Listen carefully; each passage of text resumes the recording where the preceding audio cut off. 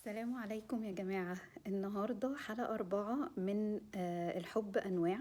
هنتكلم فيها عن نوع من أنواع الحب اخترت له كلمتين هما related، يعني فيهم حاجة مشتركة، بس في اللغة العربية هما فيهم فرق بسيط لكن بيصبوا في نفس المعنى برضو، حتى أنا قلت الكلمة هو يعني.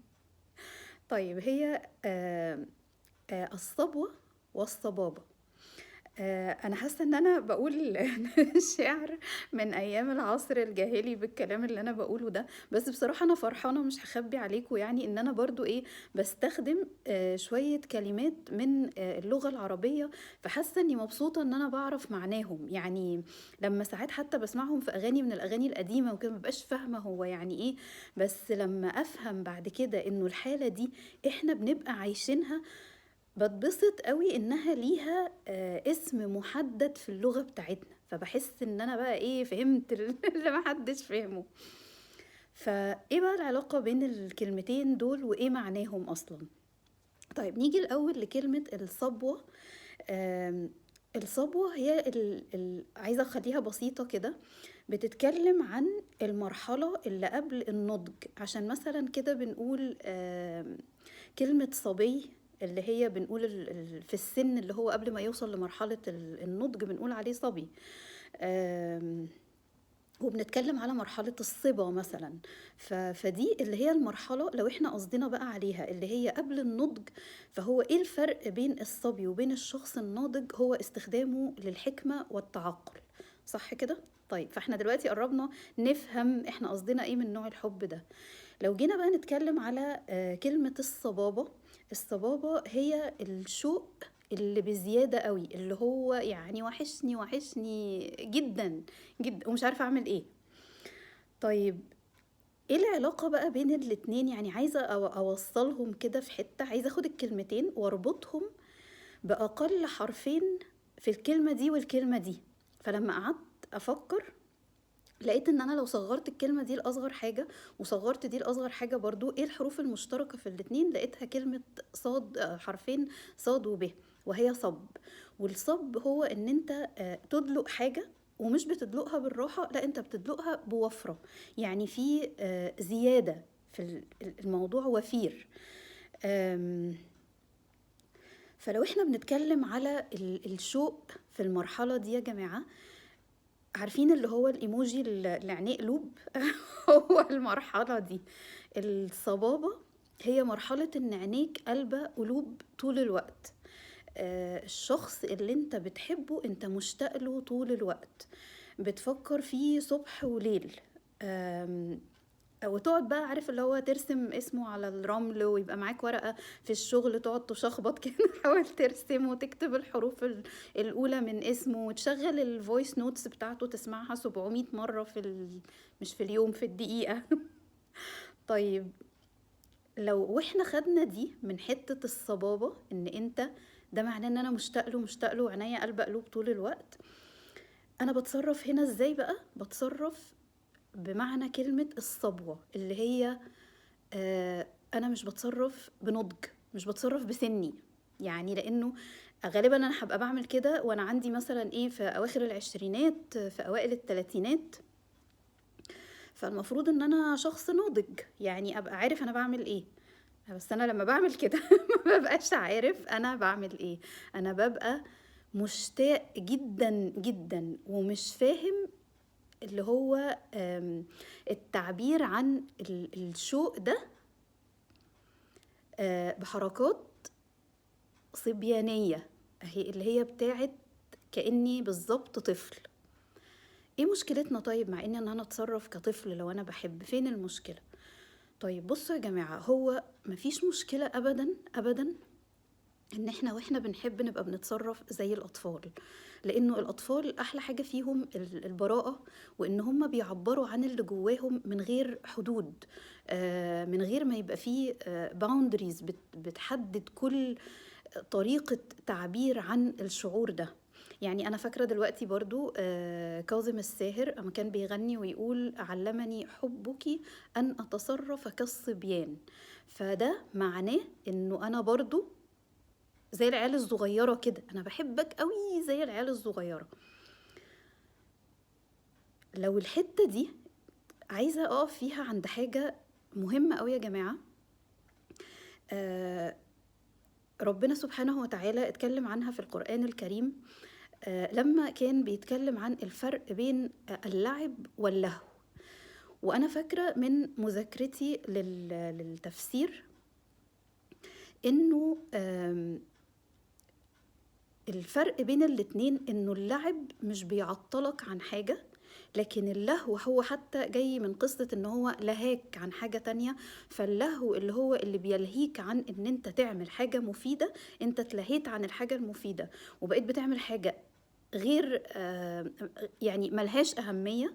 لكن اللعب هو زي البريك كده، يعني أنت مش بتبقى، مش عايزين نقول إن هو بيضيع الوقت، ولكنه اللي هو اللعب ما يتصف به الأطفال. يعني اللي هو الطفل مش مطلوب منه يقوم يؤدي واجب معين، فهو بيستخدم اللعب عشان يتعلم بيه حاجة تبقى نافعة في حياته بعد كده. فاحنا فاهمين الفرق ازاي؟ يعني اللعب مش بيعطلني عن حاجة مهمة، انا ممكن اوظف اللعب في اني اتعلم منه حاجة كويسة تفيدني بعد كده في حاجة مهمة في حياتي. لكن اللهو بيبقى أنا already عندي حاجة مهمة في حياتي وأنا اتلهيت عنها بحاجة غير مفيدة. فلو إحنا هنرجع نتكلم عن الحب اللي هو فيه الشوق اللي بزيادة قوي، اللي أنا ببقى بصب فيه المشاعر بتاعتي، لو هو بيعطلني عن إني أقوم بمسؤولياتي في الحياة، سواء تجاه نفسي، تجاه الناس الأشخاص اللي مسؤولين مني، تجاه عملي، تجاه الإصلاح في الأرض، يبقى معنى كده إنه أنا بتصرف فعلا كالصبيان، اللي هو أنا مش بتصرف بالنضج اللي أنا فيه المفروض، اللي هو أبقى اسم على مسمى يعني. ولكن لو الحتة دي اللي هو الشوق اللي بزيادة اللي بيخليني أتصرف زي الصبيان هو حاجة بتخلي البوند وهي الرباط اللي بيني وبين الشخص ده يبقى حاجة قوية تساعدني على إن أنا أقوم أسرة أربي فيها أطفال، أطلع من الأسرة دي ناس تبقى مفيدة للمجتمع.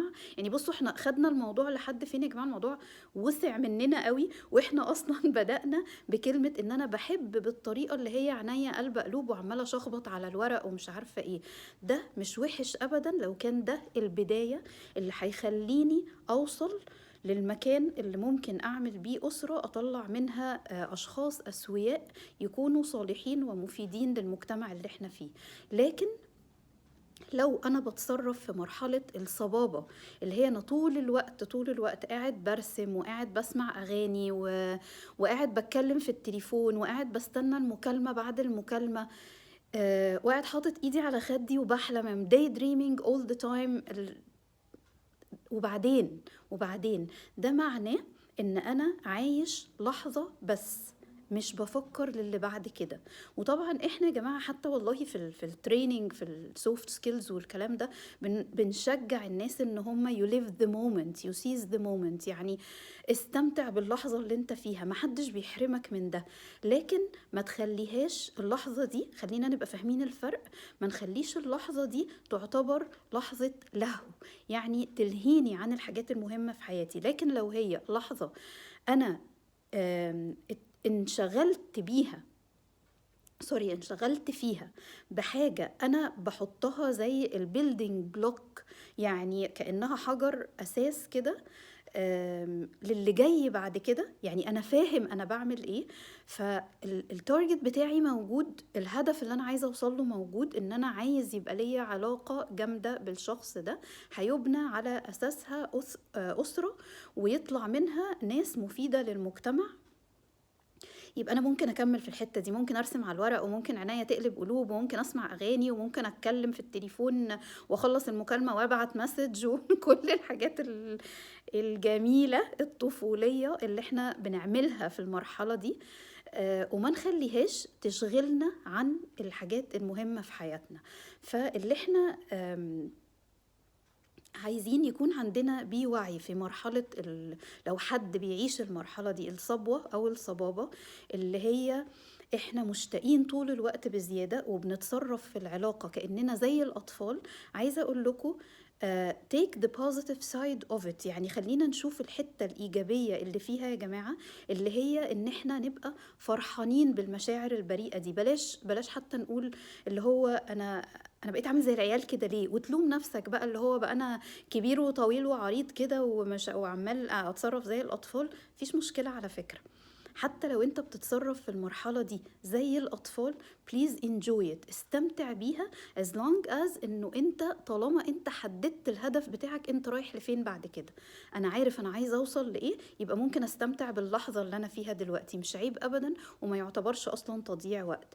امتى يبقى تضييع وقت؟ لو انت مش عارف ايه اللي جاي بعد كده. فمتشكرة جدا ان انتوا متابعين، وأتمنى إنه إحنا ما نلومش نفسنا يا جماعة على الحاجات الصغيرة الجميلة اللي بتحصل في حياتنا زي مرحلة الصبوة أو الصبابة، بس خلينا نكون يعني عايزة أقول حاجة مهمة برضو هنا معلش، اللي هي إنه في كلمة بتتقال كده في مرحلة الصبوة كنت عايزة أقولها بس أنا ما قلتهاش في الفيديو، اللي هي في ناس بيصفوا المرحلة دي بأنه الشخص بيتصرف بجهل. طيب إحنا عارفين أصلا يعني إيه جهل؟